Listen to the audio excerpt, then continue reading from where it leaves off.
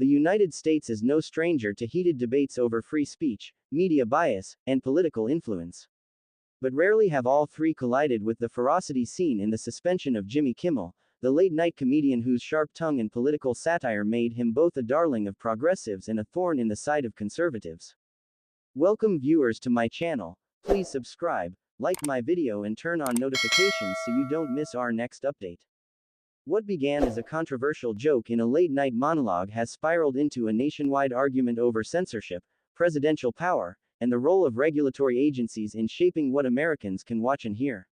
President Donald Trump's suggestion that television networks could lose their licenses has only deepened the stakes, turning what might have been a passing controversy into a crisis touching the very foundations of American democracy. To understand the significance of this moment, one must trace the threads: the president's long war with the press, the historical use of regulatory power to silence dissent, the chilling effect in Hollywood, and the global echoes of a tactic often associated with autocrats abroad. Donald Trump's antagonism toward the media is not a new phenomenon.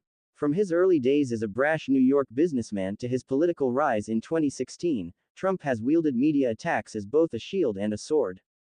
By labeling unfavorable coverage as fake news and branding networks enemies of the people, he has not only discredited critics but also rallied his base, many of whom distrust mainstream outlets. What makes this episode different, however, is the blending of rhetoric with regulatory pressure. Trump's remarks on Air Force One, complaining that networks are 97% negative toward him and hinting that licenses could be revoked, were more than offhand gripes. They were coupled with threats from the FCC, which has actual power over broadcasters. For legal scholars, this marks a dangerous crossing of lines. The First Amendment prohibits the government from punishing speech based on political content. Yet when the president and regulators suggest licenses could be pulled, the threat itself can shape decisions. Even if no licenses are revoked, networks may self-censor to avoid confrontation. Jimmy Kimmel, 57, has carved a niche as a comedian who blends pop culture humor with politically charged commentary. His show has often featured emotional monologues, from gun control advocacy to healthcare debates, alongside celebrity antics. On September 11, just a day after conservative activist Charlie Kirk was murdered while delivering a lecture in Utah, Kimmel delivered a monologue that quickly went viral. He accused Trump supporters of twisting the narrative, calling them the MAGA gang, desperate to disassociate from the shooter. He then mocked Trump's grief, comparing it to how a 4-year-old mourns a goldfish. The joke struck a nerve. To many conservatives, it crossed a line by ridiculing the death of a political figure they revered. To liberals, it was biting satire aimed at a president known for exploiting tragedies. Kimmel attempted to soften the blow by condemning the murder itself and sending condolences to Kirk's family, but the damage was done. Prosecutors later charged a 22-year-old man with aggravated murder, saying he had been indoctrinated with leftist ideology. The political framing only fueled the culture war battle. Within days, the controversy had shifted from late-night banter to regulatory muscle.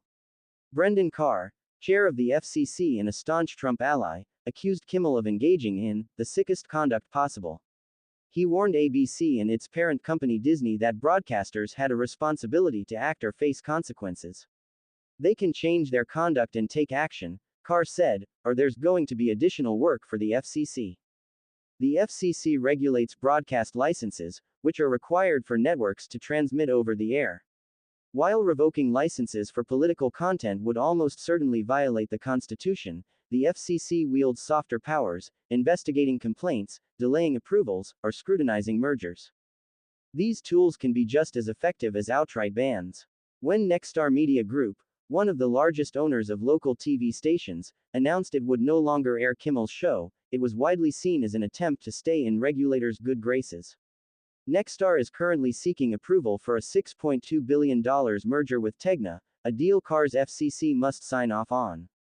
Carr praised Nexstar's decision and openly suggested other broadcasters should follow suit.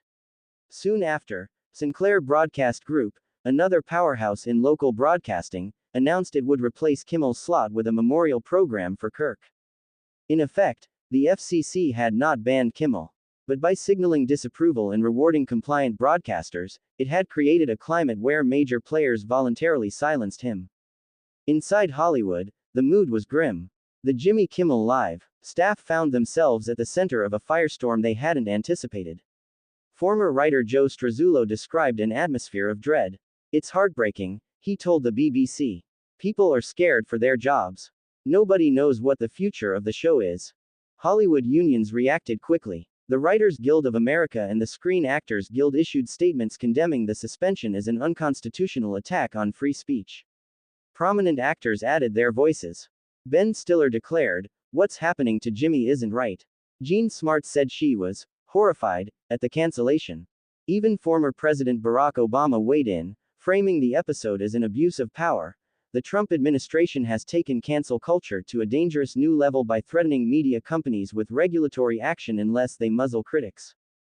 For many in Hollywood, the concern wasn't just about Kimmel.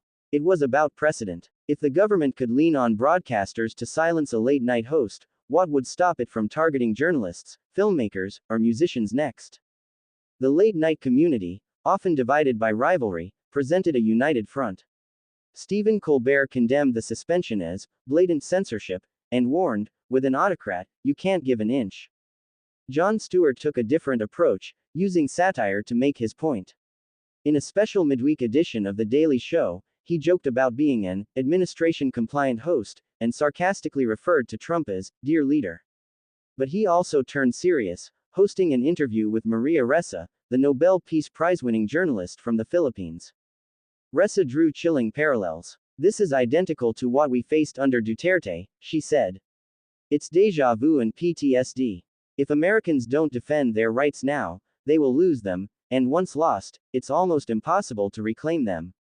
Her words underscored the global stakes. What was unfolding in America was not unique. It echoed patterns seen in countries sliding toward authoritarianism. Conservatives argue Kimmel brought the backlash on himself. Fox host Greg Gutfeld accused him of deliberately misleading the public about Kirk's death. Piers Morgan called the outrage against Kimmel understandable, and said it was wrong to cast him as a free speech martyr. Dave Portnoy of Barstool Sports dismissed the controversy as consequences for your actions.